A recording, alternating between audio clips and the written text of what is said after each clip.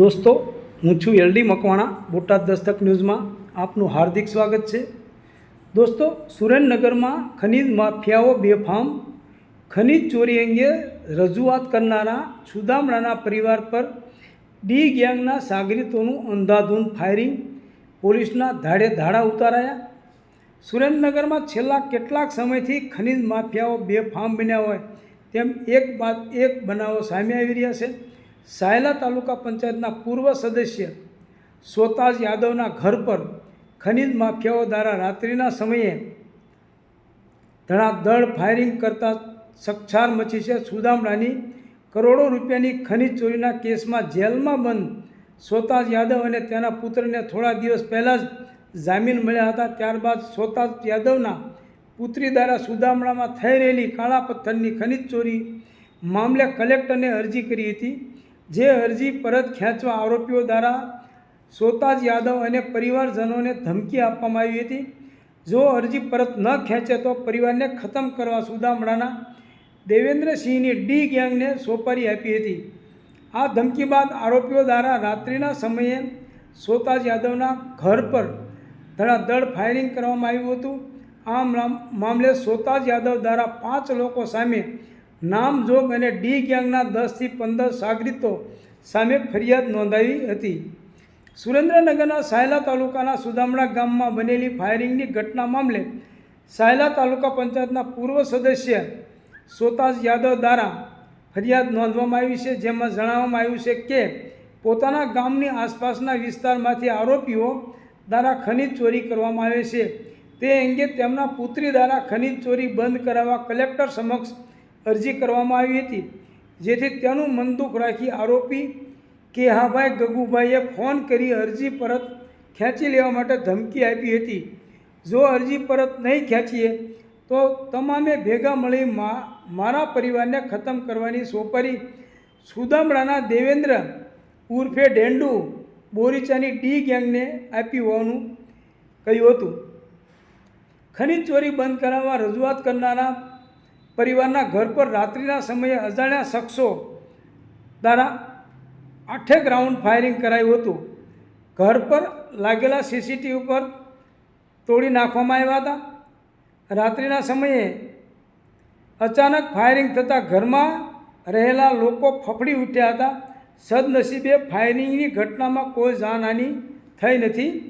ખનીજ ચોરી અંગે કલેક્ટરને અરજી કરનારા કુમકુમ યાદવ નામની યુવતીએ કહ્યું હતું કે અમારા સુદામડા ગામ આસપાસથી કાળા પથ્થરોની થઈ રહેલી ખનીજ ચોરી મામલે મેં કલેક્ટરને લેખિત રજૂઆત કરી હતી.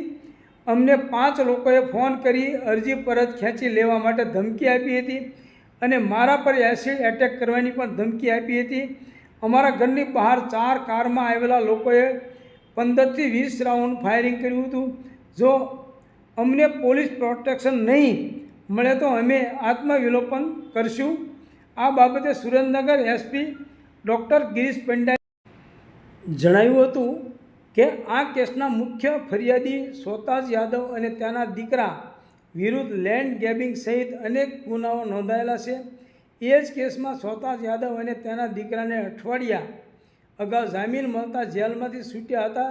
તેમણે ગત તારીખ 13/9/24ના રોજ ગેરકાયદેસર ખનન મામલે સુરેન્દ્રનગર કલેક્ટર અને ભૂસ્તર શાસ્ત્રીને લેખિત અરજી આપી હતી.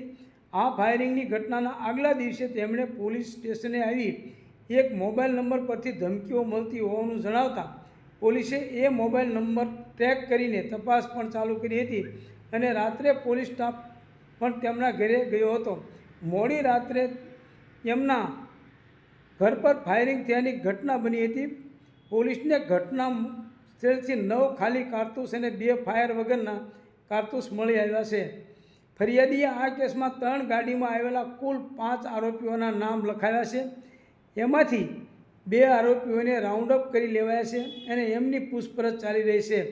બાકીના 3 આરોપીઓને તાકીદે જબ્બે કરવા અલગ અલગ 4 થી 5 ટીમો બનાવી છે.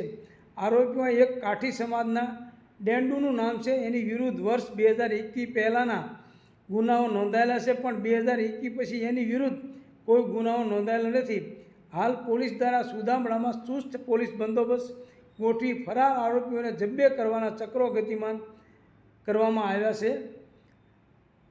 જે લોકો સામે ગુનો નોંધાયો છે તેમાં કેહાભાઈ ગગુભાઈ ભરવાડ, જયપાલભાઈ ડોડિયા, સામતભાઈ ગુગાભાઈ ભરવાડ, સુરેશભાઈ કરશનભાઈ રબારી, દેવેન્દ્ર ઉર્ફે ડેંડુ ભરતભાઈ બોરીચા, ડી ગેંગના આશરે 10થી 15 અજાણ્યા સાગરીતો સુરેન્દ્રનગરના સુદામડામાં 1 વર્ષ પહેલાં ઝડપાયેલી કરોડો રૂપિયાની ખનીજ ચોરી ઝડપાતા હાલ જેના ઘર પર ફાયરિંગ થયું છે તે સુદામડા ગામના પૂર્વ સરપંચ સોતાજ યાદવનું નામ સામે આવ્યું હતું. જે તે સમયે ગુનો નોંધાયા બાદ સોતાજ યાદવે એક વિડીયોના માધ્યમથી પોલીસ પર આક્ષેપો કર્યા હતા. બાદમાં આ ગુનાના કામે જ્યારે સુરેન્દ્રનગર પોલીસે જે તે સમયે સોતાજ યાદવના ઘર પર ગઈ હતી ત્યારે તોડફોડ કરી હોવાનો તેમના પરિવારજનો દ્વારા આક્ષેપ કરવામાં આવ્યો હતો.